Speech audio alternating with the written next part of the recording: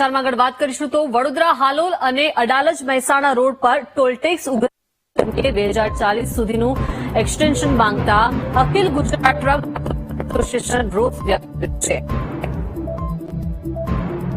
Company સામે વિરોધની રણનીતિ બનાવી છે, જેના ભાગરૂપે આગામી 21 ડિસેમ્બરથી આ બંને ટોલ નાકા પર ટેક્સનો બહિષ્કાર કરવામાં આવશે.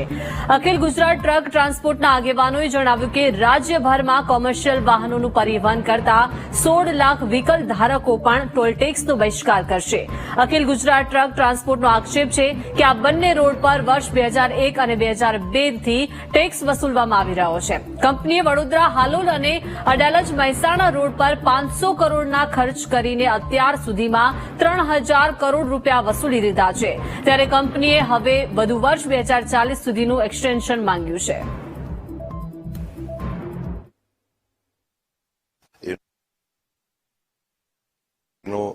બનાવવામાં આવેલો અને તેની ઉપર 500 કરોડ જે સરકારી આંકડા છે તે પ્રમાણે 515 કરોડ રૂપિયાનો ખર્ચો કરવામાં આવેલો.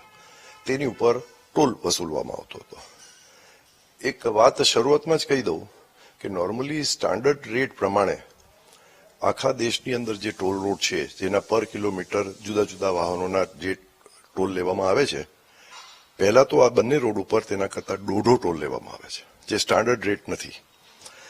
તે ઉપરાંત અત્યાર સુધીમાં આ લોકોએ એની ઉપર 2574 કરોડ રૂપિયાનો ટોલ ઉઘરાવી ચૂક્યા છે. છતાં બી તેમનું કહેવું એમ છે કે આ રોડ ઉપર અમને નુકસાન જાય છે. તેના જે ઓપરેટર્સ છે, જેના કન્સેશનર છે, એ લોકો કહે છે અમને નુકસાન જાય છે.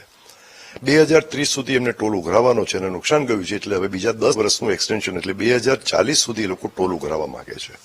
આ બાબતની રજૂઆત અમે સરકારમાં કરેલી અને સરકારને છેલ્લા 3-4 વર્ષથી અમે કાયમ કહેતા આવીએ છીએ કે હવે આની ઉપર ઉઘરાણું પતી ગયું છે, એની કોસ્ટ રિકવર થઈ ગઈ છે, તો પછી આને ટોલને બંધ કરવો જોઈએ.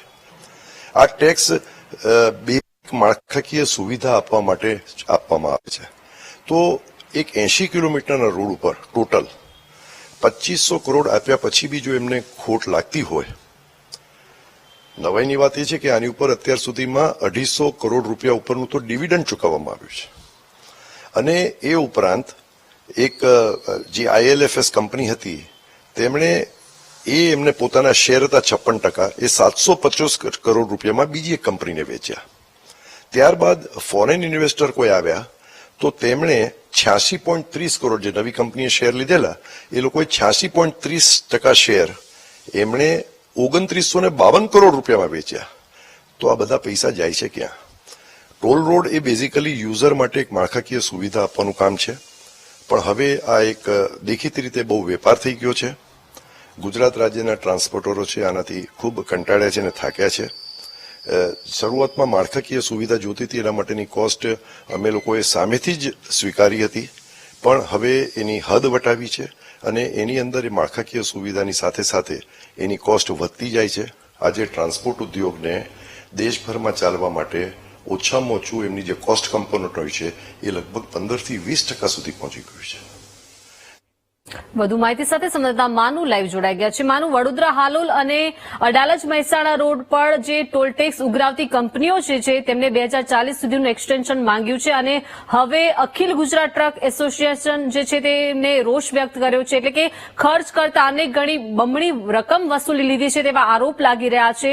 હવે અખિલ ગુજરાત ટ્રક ટ્રાન્સપોર્ટ એસોસિએશનની રણનીતિ શું દેખાઈ રહી છે? માનો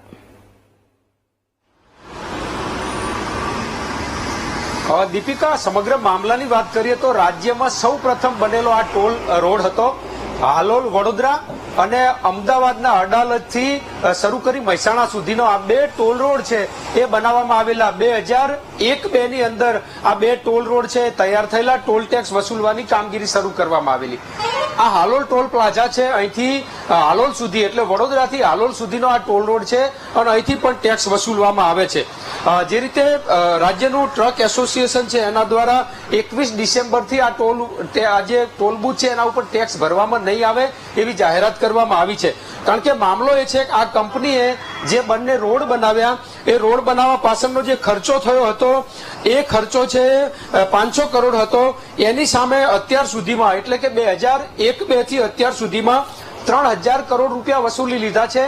તેમ છતાંય Gujarat road and infrastructure company limited દ્વારા સરકાર પાસે 2040 સુધી ટોલ ઉઘરાવવા માટેનું એક માગણી કરવામાં આવી છે કે એની મંજૂરી આપવામાં આવે.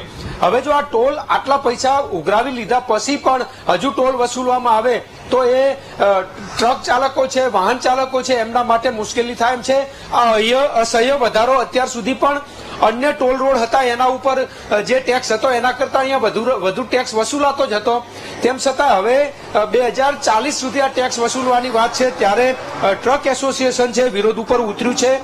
21 તારીખથી એટલે કે 21 ડિસેમ્બરથી હાલોલ ટોલ નાકા ઉપર અને મહેસાણા જે ટોલ નાકું છે ત્યાં ટ્રક એસોસિએશન એટલે કે કોમર્શિયલ વાહનો છે એ ટેક્સ નહીં ભરી અને પોતાનો વિરોધ દર્શાવશે.